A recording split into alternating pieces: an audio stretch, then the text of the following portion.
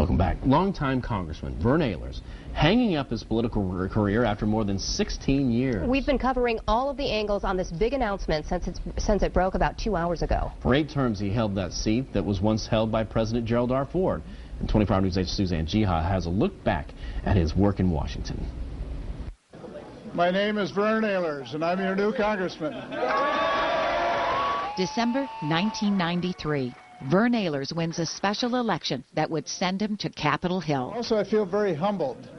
It's a really humbling experience to have the support of so many people, and it puts a great deal of responsibility on me to serve you well. It was a hotly contested primary. Originally, 9 other Republicans were running against him, but he beat them all. Politicians and community leaders still recognize today, among them Glenn Stile, Marge Byington, Ken Sycamore.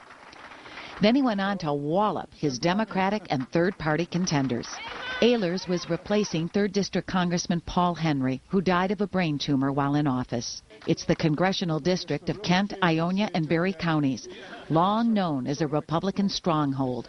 Its standard bearer, the former president, Gerald Ford, who held the seat for 25 years.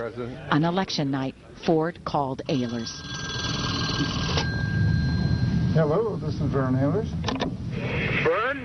Yes. Ford, congratulations. Well, thank you very much, Jerry. It's very kind of you to call. Great victory, and I'm very proud of you. Victory came often to Ehlers. Every time he ran for public office, he won. He was first elected to the Kent County Commission, serving from 1975 to 82. He held the posts of chairman and vice chairman of the board. In 1983, he was sworn into the Michigan House of Representatives and served for 2 years. Then he made a run for the Michigan Senate. He served there for 11 years, achieving the position of President Pro Tem. But higher office beckoned. And the once homeschooled Christian Reformed boy, former Calvin College professor and nuclear physicist, answered the call, won the day, and headed to Washington.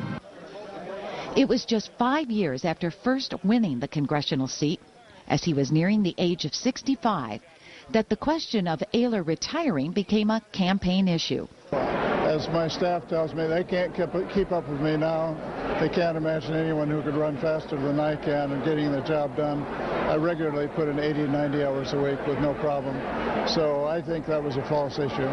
Now, he says, after 8 terms in Congress and at the age of 76, it's time to call it quits. Every 2 years I face the question, should I run again or not? And I faced it again this year, and this time the answer was no, I should not run again.